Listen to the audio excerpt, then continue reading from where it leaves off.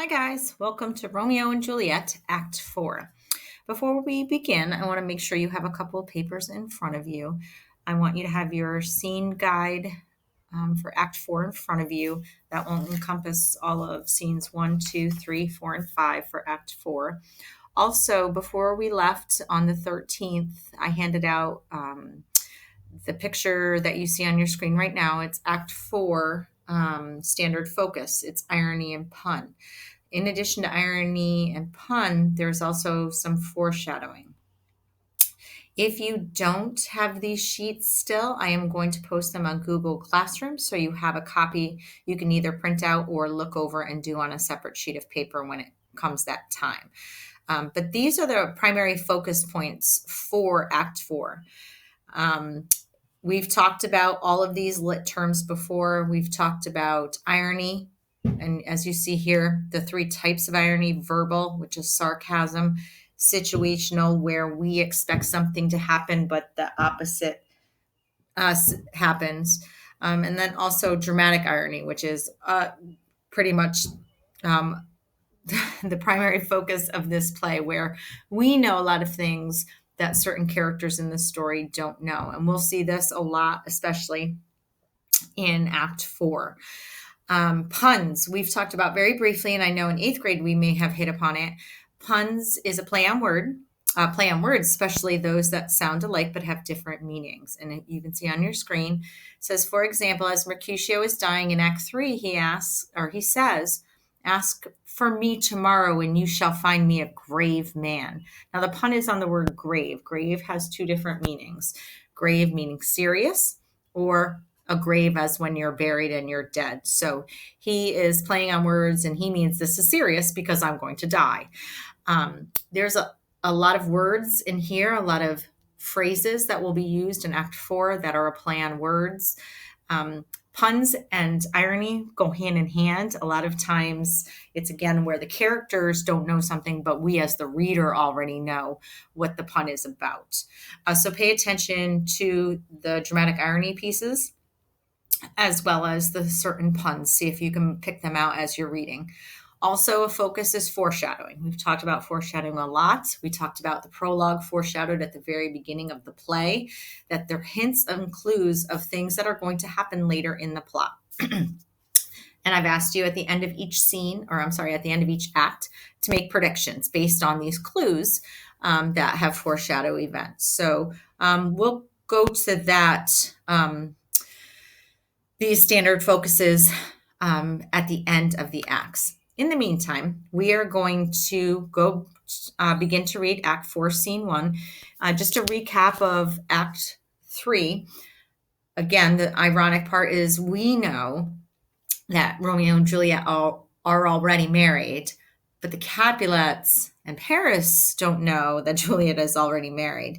And here her parents have planned this wedding for a few days from now. Again, Act 3 took place on Monday, and the wedding is supposed to take place on Thursday. And at the end of Act 3, Juliet says, I'm going to the friars, I'm going to Friar Lawrence's to seek counsel, to seek advice from him. And she goes actually to make a plan, to hatch a plan with Friar Lawrence, because he is also a person who knows. I hope you found it very ironic, the nurse's perspective, the nurse's change in tone in regards to how she feels and what Juliet should do. She's pretty much saying, go ahead, move on. Oh, well, marry Paris. Forget about Romeo. He's gone anyways, whether Spanish or dead. So move on. And that I would understand Juliet's frustration about that. So here we are, Act 4, Scene 1. We are at Friar Lawrence's right now. Now we know that Juliet is on her way there, but in the meantime, Paris has come to meet with Friar Lawrence. Again, we can assume, because this marriage has been now arranged for Thursday, he is going to Paris to also speak spiritual counsel guidance from Friar Lawrence. So here we are. On Thursday, sir, the time is very short. So meaning like, oh my gosh, this is soon. My father Capulet will have it so, and I am nothing slow to slack his haste. And he doesn't mean his father like his dad. It means his soon-to-be father-in-law. So he says he doesn't want to drag his feet on this. He wants to get married, wants us to get married now. You say you do not know the lady's mind. Uneven is the course, I like it not. So he tries playing, again, he's not sharing the information that he knows that Juliet's already married, but he's saying, if you don't know how she feels, why are you going down this road right now? I don't think it's a good idea. And Paris responds, immoderately she weeps for Tybalt's death, and therefore have I little talked of love. For Venus smiles not in house of tears. Now, sir, her father counts it dangerous that she do give her sorrow so much sway, and in his wisdom hastes our marriage to stop the indignation of her tears, which too much minded by herself alone may be put from her by society. Now, do you know the reason of this haste? So he's saying, a recap of that, is that her dad, Juliet's dad, wants to move this along because he thinks it's very unhealthy that Juliet is crying so much over Tybalt's death. Again, the dramatic irony is that we know she's crying, that her husband has just killed her cousin, and now, more importantly, he is banished. So they all still think it's her weeping over the death of Tybalt. And Friar says to himself, I would I knew not why it should be slowed, meaning I know why we shouldn't move on with this. Look, sir, here comes the lady toward my cell. So here comes Juliet. Happily met, my lady and my wife, meaning soon to be. That may be, sir, when I may be your wife, meaning you can't call me that till after we are actually married. So she kind of poo-poos him a little bit. So you can imagine the reaction of Juliet as she's entering Friar Lawrence's cell and sees Paris there. It's probably not what she really wanted to see. That may be must be love on Thursday next. So I can call you my wife on a Thursday. What must be shall be. That's a certain text, meaning what will be will be. And he's like, that's the truth. Come you to make confession to this father? To answer that I should confess to you. Do not deny to him that you love me. I will confess to you that I love him. And again, the him is a play on words. It's a pun, meaning Romeo, but she is, in talking with Paris, saying the friar, just like love, affection, like a father. So will ye, I am sure, that you love me. If I do so, it will be more of price, being spoke behind your back than to your face. Poor soul, that face is much abused with tears. The tears I have got small victory by that, for it was bad enough before their spite. She kind of insults herself and saying, my tears haven't made anything worse. My face was bad enough before this. Thou wrongest more than tears with that report. That is no slander, sir, which is the truth. And what I spake it to my face. Thy face is mine, and thou hast slandered it. It may be so, for it is not mine own. Are you at leisure, Holy Father, now? Or shall I come to you at evening mass? So she turns away from Paris and says, are you available now, friar? Can we talk? That's why I'm here. My leisure serves me, pensive daughter, now. My lord, we must entreat the time alone. So he tells Paris that he must go. God shield, I should disturb devotion. Juliet, on Thursday early will I rouse ye. And he gives her a kiss. Till then, adieu, and keep this holy kiss. And Paris leaves. Oh, shut the door, and when thou hast done so, come weep with me, past hope, past cure, past help. And she kind of throws herself and saying, this mess is beyond hope. I don't know what I'm going to do. I need your help. Oh, Juliet, I already know thy grief. It strains me past the compass of my wits. I hear thou must, and nothing may prorogue it, on Thursday next be married to this county. So he says, I already know what's going on. I hear you must marry this count, and that nothing can delay it. Tell me not, friar, that thou hearest of this, unless thou tell me how I may prevent it. If in thy wisdom thou canst give me no help, do thou but call my resolution wise, and with this knife I'll help it presently. So she shows him a knife and says, if you can't help me figure this out, I'm going to kill myself. God joined my heart in Romeo's, thou our hands, meaning God, we swore before God to be husband and wife. And ere this hand by thee to Romeo sealed shall be the label to another deed. O my true heart with treacherous revolt, turn to another.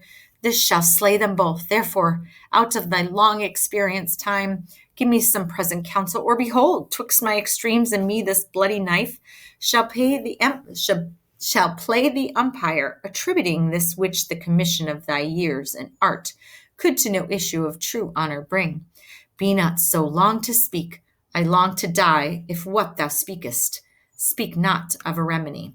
So she says, you have to help me figure this out. You have to give me some advice. If not, I'm going to die, since I can't even be with my husband if he's going to be banished and I have to marry Paris. And so Friar Lawrence is thinking, hold, daughter, I do spy a kind of hope which craves as desperate an execution as that is desperate, which we would prevent. So he says, we must act boldly because this situation is so desperate. We have to be desperate. If rather than to marry Count Paris, thou hast the strength of will to slay thyself, then is it likely thou wilt undertake a thing like death to chide away the shame that copest with death himself to escape from it.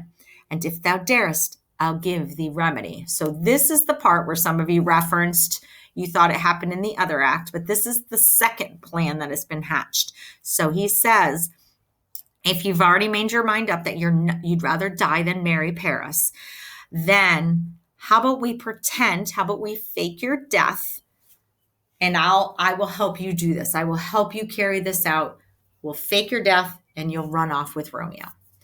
Oh, so this gives her new hope. Oh, bid me leap rather than marry Paris from off the battlements of yonder tower, or walk in thievish ways, or bid me lark where serpents are, chain me with roaring bears, or shut me nightly in a carnal house, or covered quite with dead men's rattling bones, with reeky shakes and yellow chapless skulls. So she's like, I'd rather be with any of this other stuff than marry him. Oh, bid me go into a new-made grave and hide me with a dead man in his shroud. Things that, to hear them told, have made me tremble. And I will do it with fear or doubt, to live an unstained wife to my sweet love. So she said, I will do this in order to be a pure wife to my Romeo.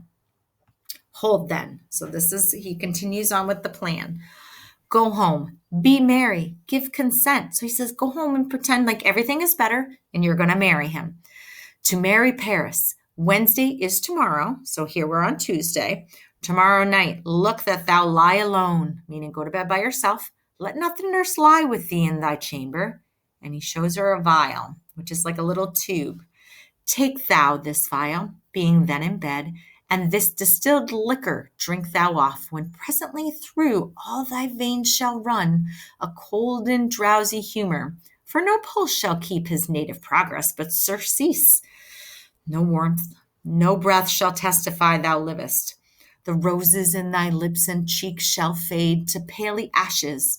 Thy eyes' windows fall, like death when he shuts up the day of life. Each part deprived of supple government shall stiff and stark and cold appear like death. And in this borrowed likeness of shrunk death, thou shalt continue 42 hours, and then awake as from a pleasant sleep. Now, when the bridegroom in the morning comes to rouse thee from thy bed, there art thou dead. Then, as the manner of our country is, in thy best robes uncovered on the bier of thou shalt be borne to that same ancient vault where all the kindred of the Capulets lie. So he says to her, I'm going to give you this potion. Go to bed tomorrow night by yourself. Take this vial. It's kind of like a sleeping agent. It will stop your breathing, and you can see the translation over to the side. It has liquor in it, and it's got some sleeping-inducing drug. It will seemingly stop her pulse to anybody who is checking. Her cheeks will look pale. Her eyes will be shut. She'll be in almost like a coma, like induced state.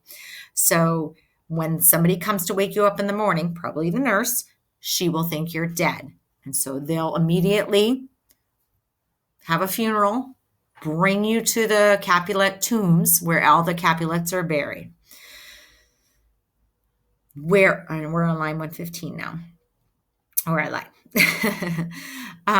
Line 116. In the meantime, against thou shalt awake, shall Romeo by my letters know our drift, and hither shall he come, and he and I will watch thy waking, and that very night shall Romeo bear thee hence to Mantua. And this shall free thee from this present shame. if no inconstant toy nor womanish fear abate thy valor in the acting. Okay, so make sure you understand the plan here. Okay, she's to go to bed alone on Wednesday night, because here we are Tuesday. She's to go to bed Wednesday night by herself, drink this vial. She'll wake up Thursday morning, which is set to be her wedding day, and she'll seem like she's dead. So the nurse will come in, think she's dead on Thursday, the day of her wedding, and they will have the funeral instead. And then they'll bring her to the tomb and lay her there next to Tybalt. And the plan is the Capulets will leave after the funeral, and then Friar Lawrence, in the meantime, has sent a letter to Romeo in Mantua, where he currently is, to let him know about this plan. Romeo, okay, you and I will meet at the Capulet grave on Thursday evening, and there Juliet will awaken and we'll be there and whisk you two off to happily ever after. So that is the plan, and that is a very important plan, that you understand how things are supposed to happen. Give me, oh, tell not me fear. I mean, I'm not afraid. Give it to me. So he gives her the vial. Hold, get you gone. Be strong and prosperous in this resolve. I'll send a friar with speed to Mantua with my letters to the Lord, meaning be strong, follow through with this. In the meantime, I'm going to send another friar to Mantua to let Romeo know about our plan, because Romeo doesn't know that Friar Lawrence and Juliet have just constructed this plan. Juliet, she is just so happy now. Love, give me strength, and strength shall help me afford. Farewell, dear father. And that is the end of Act 4, Scene 1. Make sure you fill out your important plot details, as long as the problem and the solution and the how and the why. And then the next recording will be on Scene 2, where more important information happens. See you later.